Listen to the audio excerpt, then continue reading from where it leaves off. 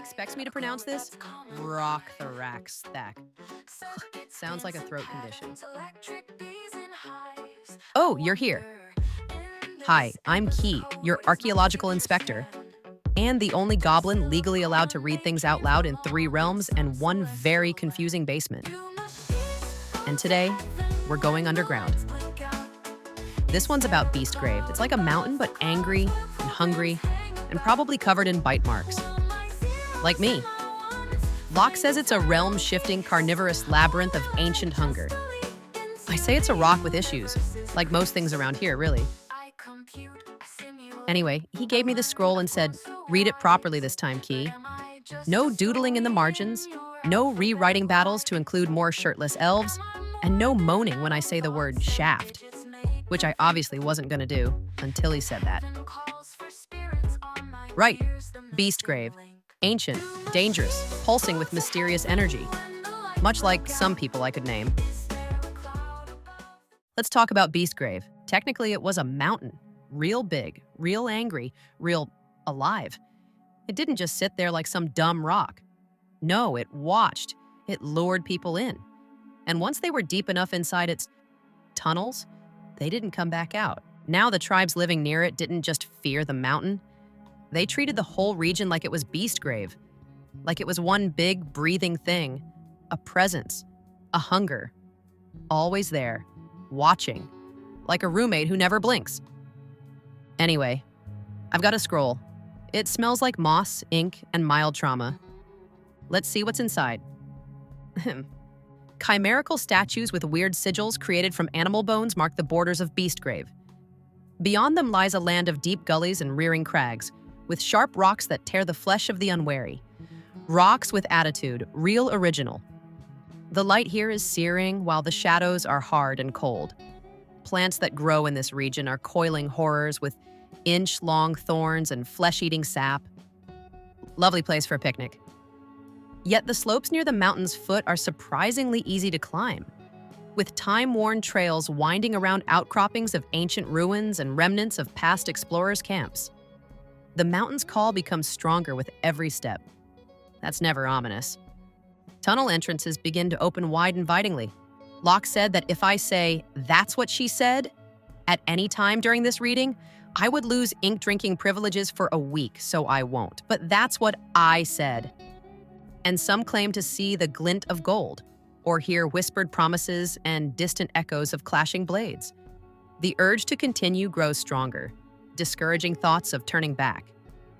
Because nothing says great decision-making like ignoring every red flag in a row. Within the mountain, the tunnels wind and twist to confuse even those with the keenest sense of direction. Light filters through invisible shafts. Shafts. And floors and walls often recede into darkness.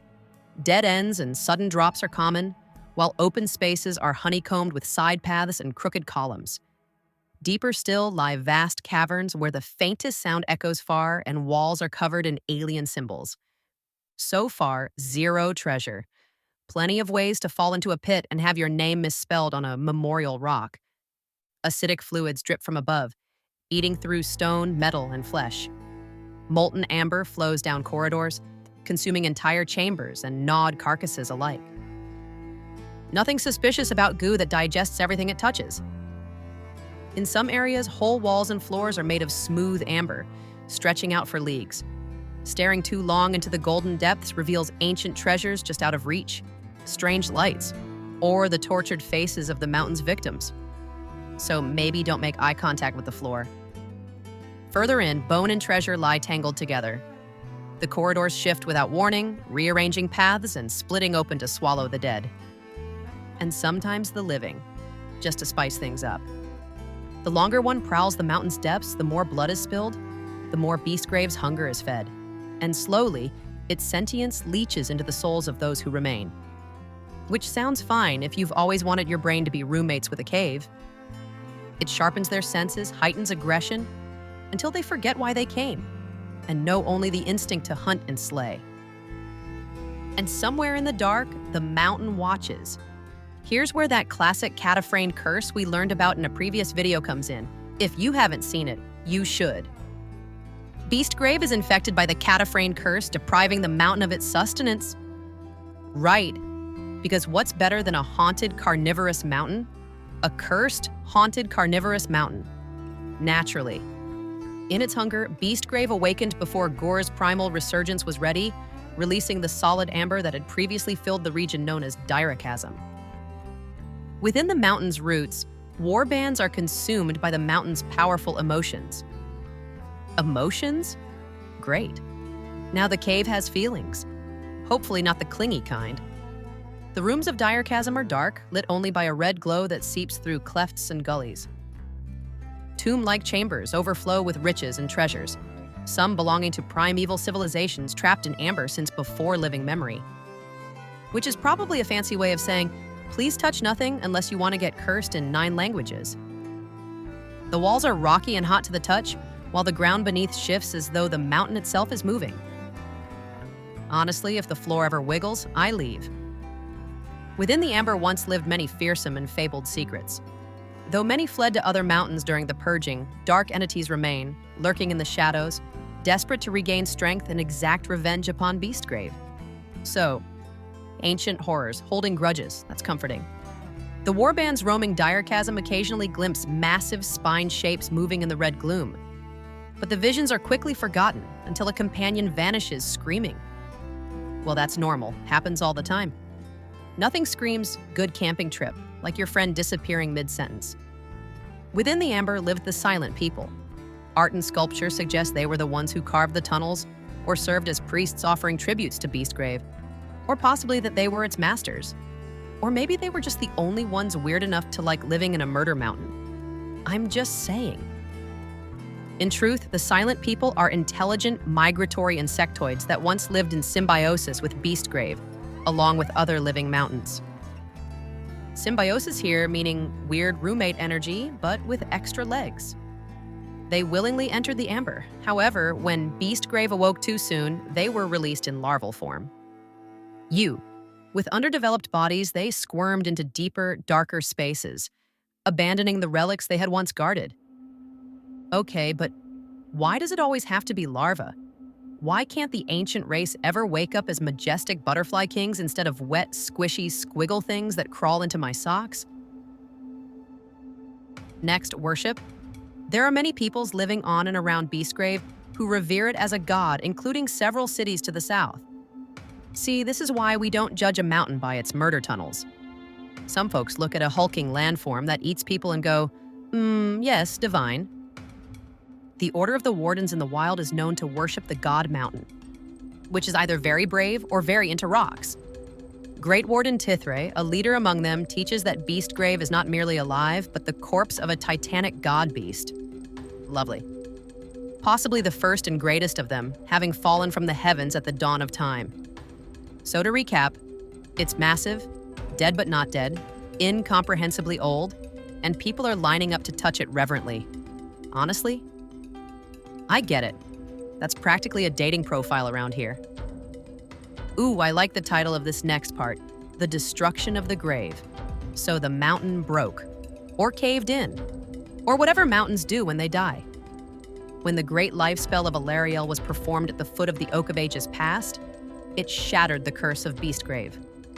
The surge of life magic tore across the realms, splitting the land as trees erupted through stone and rivers smashed their banks. Nature's version of a stress tantrum, respect. Some believe it was this violent upheaval that sealed the mountain's fate. Others just blame elves on principle. Others claim a band of Seraphon activated an arcane device that caused the mountain to collapse from within. Because obviously the solution to cursed terrain is laser dinosaurs. And some insist that a deranged mob of bone splitters consumed the mountain's savage spirit and head-butted their way out. Okay, I know that one's probably not true, but I want it to be. Just a whole gang of oiled-up oryx screaming, yeah, and smashing through geology like it owes them money. Honestly, kind of boss. With Beastgrave now lying in ruin, it no longer projects an aura of frenzied ferocity. No more rune marks, no more beast totems. The entrances to its tunnels were sealed beneath thousands of tons of stone. Buried and broken. like Locke after I accidentally used his quill to stir mushroom stew. Most of the warbands that once prowled its halls were crushed in the collapse. But a few survived. The mountain's death throes didn't just seal it shut. They ripped open ancient tunnels even the silent people had forgotten. Very subtle, totally normal death spiral. Through these bizarre organic passages, the survivors fled. The walls twisted like muscle, winding through miles of solid rock.